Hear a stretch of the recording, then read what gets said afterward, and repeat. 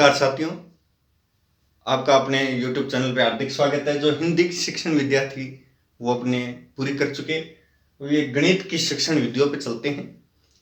भाई शिक्षण विधियां अलग अलग सब्जेक्ट में अलग अलग प्रकार से कार्य करती हैं।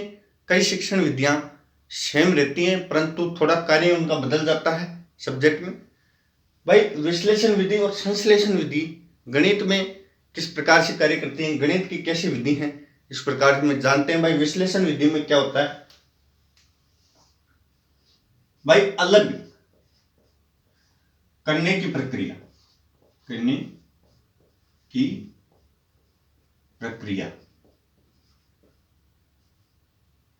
भाई अलग करने की प्रक्रिया जो है वो विश्लेषण विधि कहलाती है। मतलब खंडों में विभाजित करना, खंडों में विभाजित करना। भाई विश्लेषण विधि के बारे में देखते हैं, फिर संश्लेषण विधि पे चलेंगे। विश्लेषण विधि क्या होती है? अलग करने की प्रक्रिया विश्लेषण विधि है। खंडों में इसमें विभाजित किया जाता है विश्लेषण विधि में। ये विश्लेषण और संश्लेषण विधि एक दूसरे की पूरक विधि भी है और एक दूसरे से विपरीत विधि भी है। भाई उल्टी विधि भी, विपरीत विधि भी है और पूरक विधि भी है। भाई विश्लेषण विधि अलग करने की प्रक्रिया खंडों में विभाजित, कैसे इस प्रकार को समझते हैं। भाई गणित में किस प्रकार से कार्य करती है, खंडों में किस प्रकार से विभाजित करके पढ़ा जाता है। जैसे 10 है तो भाई 10 कैसे बना, जैसे समझते हैं 2 गुणा 2 गुणा 2 गुणा 2 गुणा 2, मतलब भाई 2 गुणा 2 गुणा 2 गुणा 2 बराबर 10।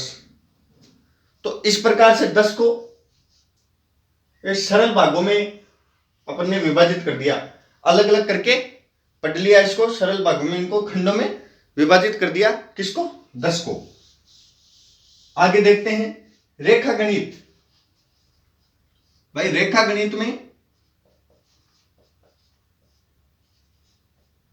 गणित में सर्वाधिक उपयोगी है, सर्वाधिक।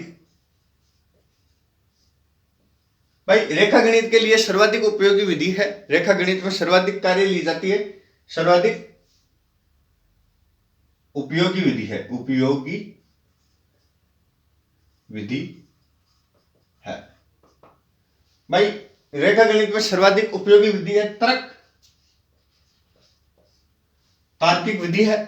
तर्क करके पढ़ा जाता है, तार्किक विधि है, तर्क प्रधान विधि है। ये तर्क प्रधान विधि है।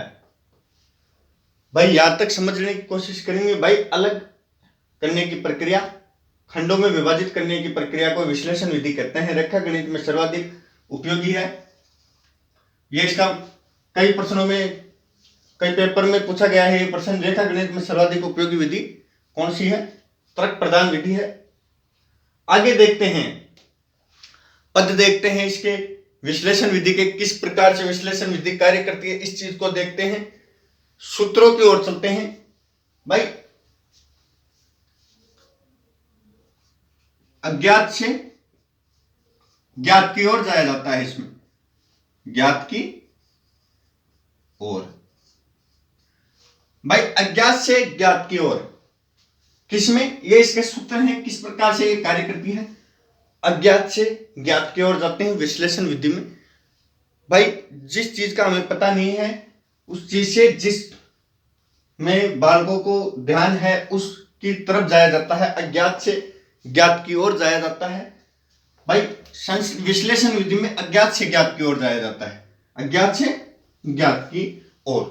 भाई ये सूत्र हैं विश्लेषण विधि के, अज्ञात से ज्ञात की ओर, प्रमाण से प्रत्यक्ष की ओर, निष्कर्ष से तथ्यों की ओर। प्रमाण से प्रत्यक्ष की ओर, प्रमाण से प्रत्यक्ष की ओर, अज्ञात से ज्ञात की ओर, और निष्कर्ष से तथ्यों की ओर, निष्कर्ष से तथ्यों की ओर, निष्कर्ष से तथ्यों की ओर। भाई निष्कर्ष से तथ्यों की ओर, निष्कर्ष से तथ्यों की ओर जाया जाता है विश्लेषण विधि में। निष्कर्ष से तथ्यों की ओर, यानी निष्कर्ष से तथ्यों की ओर, अनुमान की ओर, अनुमान। भाई इस चीज को समझते, प्रमाण से प्रत्यक्ष की ओर जाती है, निष्कर्ष से तथ्य अनुमान की तरफ जाती है, अनुमान की तरफ। अब इस चीज को समझते हैं भाई, विश्लेषण विधि कार्य किस प्रकार से करती है, ये देखते हैं भाई, विश्लेषण विधि कार्य कैसे करती है, इस चीज को देखते हैं। संश्लेषण और विश्लेषण विधि में ये फर्क है भाई, विश्लेषण विधि थोड़ी संश्लेषण विधि से थोड़ी बड़ी विधि है, संश्लेषण विधि छोटी है, लेकिन ये एक दूसरे की पूरक विधि है, एक दूसरे की पूरक विधि ने कहा जाता है, पूरक विधि भी है और विपरीत विधि भी है, एक दूसरे से ठीक विपरीत भी है और एक दूसरे से पूरक की तरह भी ये कार्य करती हैं, विश्लेषण विधि और संश्लेषण विधि। अब विश्लेषण विधि के पद देखते हैं, 3 पद हैं मुख्यतः भाई, विश्लेषण विधि के मुख्यतः 3 पद हैं भाई। 3 पद कौन से हैं? 3 पद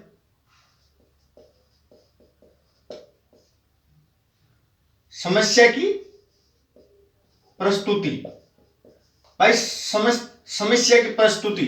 3 पद कौन से हैं? समस्या की प्रस्तुति भाई, प्रथम पद है इसका समस्या। सर्वप्रथम समस्या के बारे में पता लगाते हैं भाई, समस्या कौन सी है उस बारे में, समस्या की प्रस्तुति, फिर अनुभूति, फिर विश्लेषण। भाई समस्या की प्रस्तुति, समस्या की अनुभूति, समस्या का विश्लेषण। समस्या की अनुभूति, समस्या की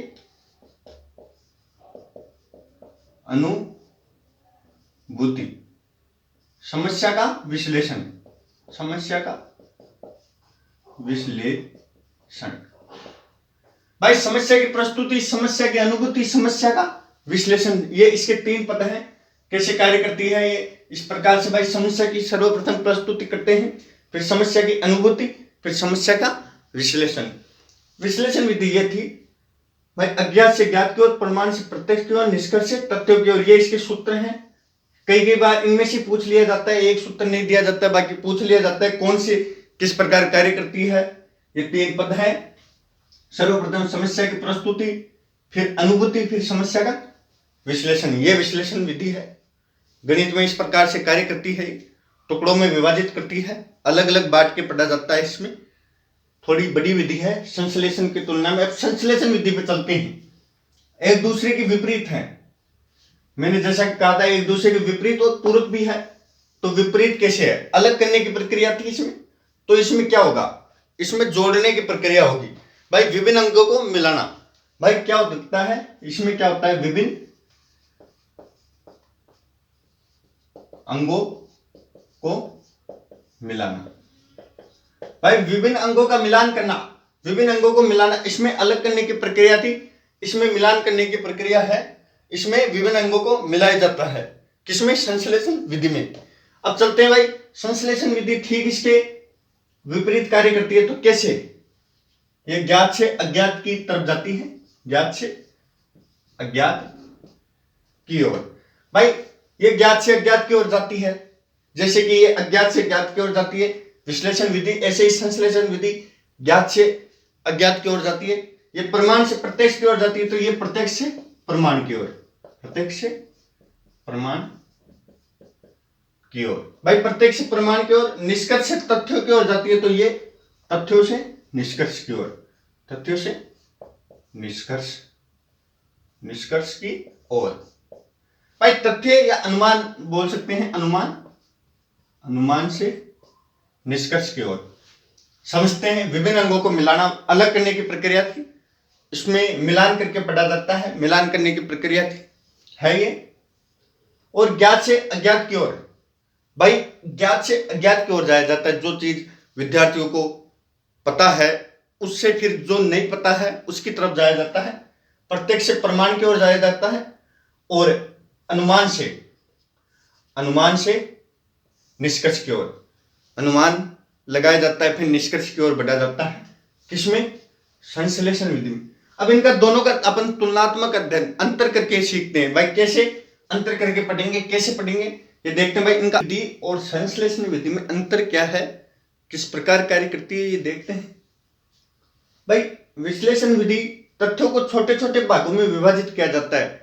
जैसे कि मैंने बताया था भाई, तथ्यों को छोटे छोटे भागों में विभाजित कर दिया जाता है। इस विधि में से बालकों में तर्क, स्मरण, चिंतन आदि का विकास होता है। भाई इसमें विश्लेषण विधि में तथ्यों को छोटे छोटे भागों में विभाजित किया जाता है और संश्लेषण विधि में छोटे छोटे तथ्यों या आंकड़ों को एकत्र किया जाता है। इसमें तो विभाजित किया जाता है, इसमें एकत्रित किया जाता है। ये तर्क, स्मरण, चिंतन का विकास करती है कौन? विश्लेषण विधि। और ये केवल स्मृति का विकास करती है। इसमें स्मृति का विकास होता है, इसमें तर्क, स्मरण, चिंतन का विकास होता है। अनौपचारिक विधि है, ये औपचारिक विधि है क्योंकि ये विपरीत कार्य करी है, पूरक भी कार्य करती है। अनौपचारिक विधि है, ये औपचारिक विधि है। विश्लेषण विधि वैज्ञानिक विधि है और ये तार्किकता पे कार्य करती है, तार्किक विधि है। छोटे बालकों, छोटी कक्षाओं के लिए उपयोगी है क्योंकि अलग अलग भागों में बांटकर पढ़ा जा रहा है, तो छोटी कक्षाओं को के बच्चों को जल्दी समझ में आता है, तो छोटी कक्षाओं के लिए उपयोगी है। ये बड़ी कक्षाओं के लिए समय अधिक लगता है इस विधि में समय कम लगता है। भाई विभाजित करेंगे टुकड़ों में, फिर उनको वापस उनको समझाएंगे, तो इस प्रकार से इसमें समय अधिक लगता है, इसमें समय कम लगता है। इस विधि में विद्यार्थी खोजकर्ता के रूप में कार्य करता है, तो इसमें तर्क के आधार पर कार्य करता है। भाई इस विधि में खोजकर्ता के रूप में और इसमें तर्क के आधार पर कार्य करता है। विश्लेषण विधि और संश्लेषण विधि ये थी। भाई अब क्या, कैसे और क्यों, अगर ये प्रश्न इस प्रकार से प्रश्न पूछे जाए, भाई क्या, कैसे, क्यों, मतलब इस चीज में किसी भी प्रश्न में क्या, कैसे, क्यों पर आधारित अगर प्रश्न हो तो वो विश्लेषण विधि का प्रश्न होगा। क्योंकि क्या, कैसे, क्यों, तो उसको टुकड़ों में बांट के किस प्रकार से उसमें विश्लेषण करके पढ़ा जा रहा है उसको। तो क्या, कैसे, क्यों अगर आता है कई बार, तो उसमें अधिकतर विश्लेषण विधि काम में ली जाती है। और अगर अनुमान, भाई अनुमान के बारे में बात की जा रही है, अनुमान लगाया जा रहा है, तो संश्लेषण विधि वहां पे कार्यरत होती है, वहां पे संश्लेषण विधि कार्य करती है। तो ये मुख्य तथ्य थे, मुख्य बातें थी विश्लेषण विधि और संश्लेषण विधि की। आशा करता हूं आपको समझाने में कामयाब रहा होगा। चैनल को सब्सक्राइब कर दीजिए और आप अपने मित्रों में, दोस्तों में इसको शेयर भी करा कीजिए, जिससे कि हर विद्यार्थी के पास ये विधियां जा सके। जो विद्यार्थी तैयारी करता है, भाई आर्थिक रूप से कमजोर विद्यार्थी है, उसको सहायता मिल सके। तो जब तक के लिए आप चैनल को सब्सक्राइब कर दीजिए और भी मैथ की शिक्षण विधियां हम लाते रहेंगे। तब तक के लिए जय हिंद, जय भारत।